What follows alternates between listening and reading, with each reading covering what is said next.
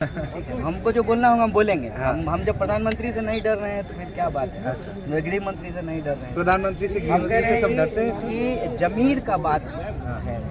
ठीक है, लोगों के विचार का बात है, भाव का बात है। हम संस्कृति से जुड़े हुए हैं, परंपरा से जुड़े हुए हैं, पहचान से जुड़े हुए हैं, सिर्फ जमीन से ही नहीं जुड़े हुए हैं। तो जो 140 करोड़ लोग हैं उनको ये दिल से लगना चाहिए कि ये जो है ना, इस भूमि पे वो पैदा हुए हैं, इस पे उनका हक अधिकार है और उनका जो मुद्दा है वो राजनीति के केंद्र में है।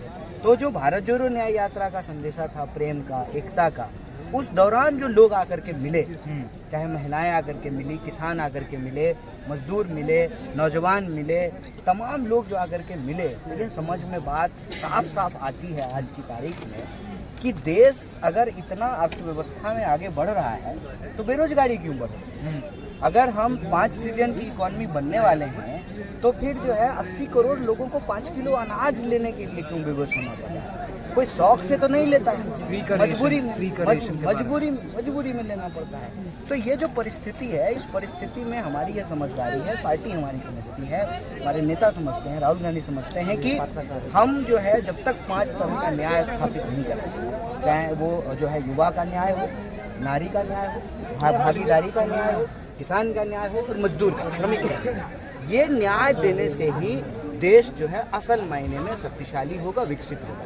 उस विकास का क्या फायदा जिसमें लोगों को रोजगार ही नहीं मिल रहा है। ये तो रोजगार विहीन विकास है। तो ये देश का विकास नहीं हो रहा है, प्रधानमंत्री जी के दोस्त का विकास हो रहा है। प्रधानमंत्री जी कह रहे हैं कि अभी राम मंदिर हो गया, राम से राष्ट्र भी आगे बढ़ेगा।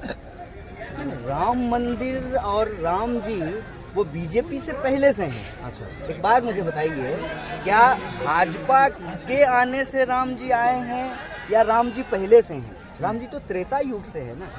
बीजेपी तो 1980 में बनी है। 1980 से पहले भी जो लोग पैदा हुए हैं उनके नाम में राम होता था कि नहीं होता था? होता था ना।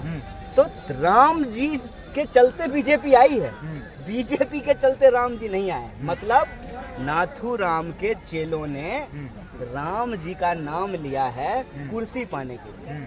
हम कहते हैं कि यह देश राम को मानने वाला था, है और रहेगा।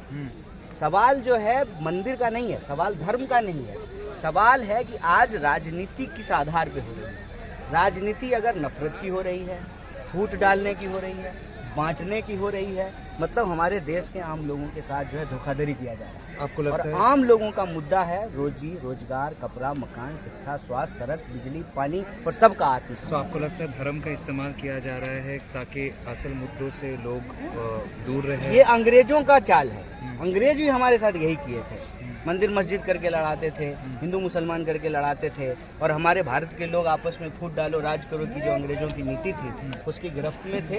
लेकिन महात्मा गांधी के नेतृत्व में और क्रांतिकारियों की शहादत के चलते, चाहे भगत सिंह हो, चाहे सुभाष चंद्र बोस हो, चाहे जो है सरदार पटेल हों, तमाम लोग, मौलाना अबुल कलाम आज़ाद हों, सरोजनी नायडू हों, एनी बेसेंट हों, तमाम लोगों की मेहनत से जो है देश को आज़ादी मिली, संविधान बना, सबको बराबरी का हक मिला। अभी तो संविधान की ही ताकत है ना कि आपका भी वोट एक है और हमारा भी वोट एक है। यहाँ जो सब लोग खड़े हैं इनका भी वोट एक है। तो यह जो संविधान की ताकत है इसको कमजोर करने की आपको लगता है सर कि बीजेपी की तरफ से और जो एक नैरेटिव है ये दर्शाने की कोशिश है कि ये 2014 से पहले की भारत और 2014 के बाद की भारत एकदम अलग है और 2014 की भारत असली भारत है, विकसित भारत है, स्वतंत्र भारत है।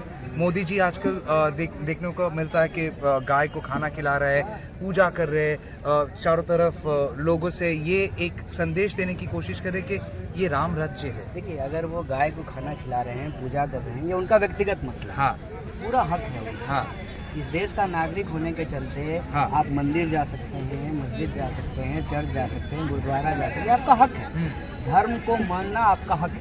प्रधानमंत्री को भी ये हक है, इस देश के एक चपरासी को भी ये हक है, सबको ये हक है। मसला वो नहीं है, मसला ये है कि 2014 में जब प्रधानमंत्री जी चुनाव जीत करके आए तो वादा क्या था? वादा था हर साल 2 करोड़ नौकरी देने का। मतलब अब 10 साल पूरा होगा तो 20 करोड़ नौकरी पैदा होनी चाहिए। वादा था महंगाई कम होने का। मतलब पेट्रोल जो 50 रुपए लीटर मिल रहा था वो 100 रुपए लीटर क्यों मिल रहा है? इसका मतलब वो जो है 40 रुपए लीटर मिलता, तब तो समझता कि महंगाई कम है। जो वादे किए गए रोजगार को लेकर के, महंगाई को लेकर के, किसानों की आमदनी दुगनी करने को, अगर किसान की आमदनी दुगनी हुई है तो आत्महत्या कौन कर रहा है? अगर जवानों को रोजगार मिल रहा है तो आत्महत्या कौन कर रहा है? आए दिन जो है महिलाओं के ऊपर अगर अत्याचार हो रहा है, शोषण हो रहा है, बलात्कार हो रहा है, तो हम कैसे मान लेंगे कि ये अच्छा राज है? और हमारा वो संस्कार नहीं है कि 2014 से ही हम माने कि देश है।